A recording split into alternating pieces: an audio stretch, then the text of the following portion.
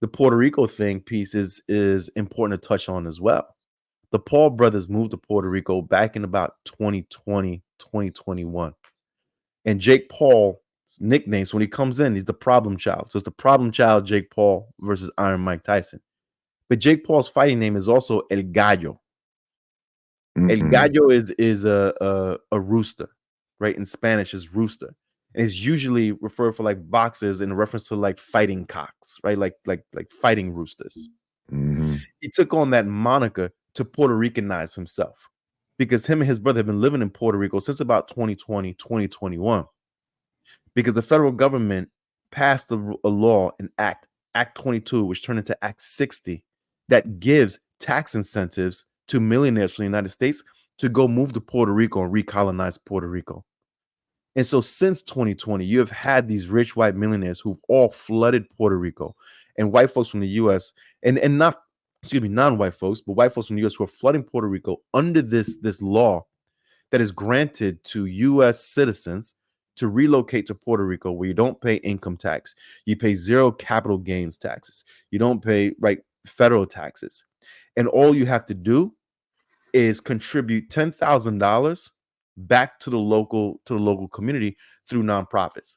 So Jake Paul and his brother Logan Paul, who's now a WWE star, have been rehabbing boxing gyms in Puerto Rico because a lot of that collapsed during Hurricane Maria, and because of the crushing policies of the Promesa bill, right, where Puerto Rico supposedly is $78 billion in debt to Wall Street, and Barack Obama, right, put this fiscal control board in control of basically Puerto Rico's government and economy, and they have been selling all the public services away.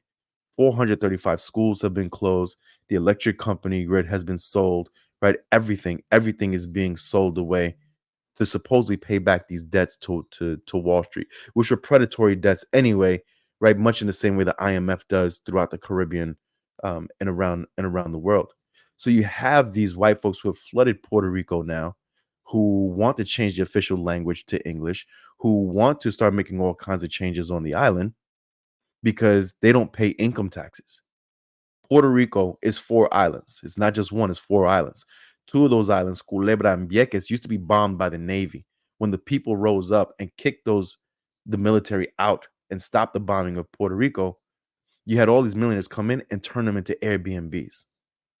And so during COVID, when Sleepy Joe, Genocide Joe, is giving out, right, all this money, folks are heading out to Puerto Rico because you don't need a passport to go to Puerto Rico. And so the influxes of COVID and stuff that was coming because everyone was heading to Puerto Rico because they just see it as like a Hawaii on the East Coast, right? People don't actually live there. There's no society. There's no country. There's no history there. It's just hotels and beaches.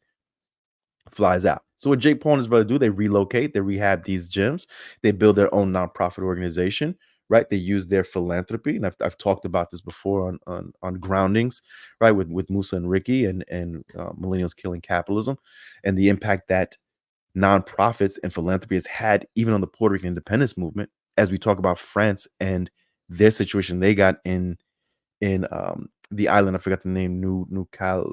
Not Caledonia. Caledonia. I think it's like Caledonia. Is it Caledonia? Yeah, right? Where they had that same issue of French nationals. Caledonia, French nationals moving to the island, claiming citizenship, and then trying to change the laws to basically strip and take that land legally, officially, and give it to France. And you see that same thing happening with Puerto Rico. And so what Jake Paul is doing is a part of that Act 60. And Jake Paul and his brother are actively a part and a driving force of this recolonization of Puerto Rico that has seen almost 1 million people leave the island. And it's projected that at least half of the population in Puerto Rico will leave by the year 2100. Wow. Puerto Rico was 4 million. When I was growing up, it was about 4 million folks on the island, 4 million over here. We are now about 8 million over here and maybe 2 left on the island. Wow. By the time I'm an old man, there probably won't be a Puerto Rico left. Right? And so Puerto Rico in the sense of much like what's happened to Hawaii. Right? Where the majority won't be Puerto Ricans there. Puerto Rican, it'll just be hotels and military bases. which is what they've always wanted. And so to jump on part of Jake Paul, right, beating up this black group, and that just the visuals of that, this young blonde-haired white boy knocking out the great Mike Tyson, and what that does in an incoming Trump era, in this moment of like heightened white supremacy, fascism, and right-wing nationalism. You also have this issue of extreme colonization happening in Puerto Rico. Because remember, it is from Puerto Rico, right, that the U.S. uses as military outposts to, one, contain Venezuela and Cuba, right, bookend them, and then to launch invasions into South America, Central America, and the Caribbean from Puerto Rico. So the U.S. has always used Puerto Rico as a military base to launch all of these invasions of Latin America and the Caribbean. Now here come Jake and Logan Paul launching their offensives on the world from Puerto Rico and trying to claim Puerto Rican identity. So he comes into this fight as El Gallo, because they're trying to do that, so that when the plebiscites happen and Puerto Ricans go to the polls, right, to vote for their status, where they want to stay United States, where they want to be a state, where they want to be, which is all a farce, right? Your liberation is not going to come by way of the ballot. But you have enough of these U.S. citizens, these white folks, bro, they fly Confederate flags. They go to Puerto Rico. This man lives in it's like a $16 million mansion in Puerto Rico. But the white folks who travel to Puerto Rico, who move to Puerto Rico, a lot of them are also bringing their Confederate flags and flying Confederate flags in Puerto Rico. It's to that. And so what you have is, right, is he makes this money. He keeps all of that money because it's not taxed, because he lives in Puerto Rico.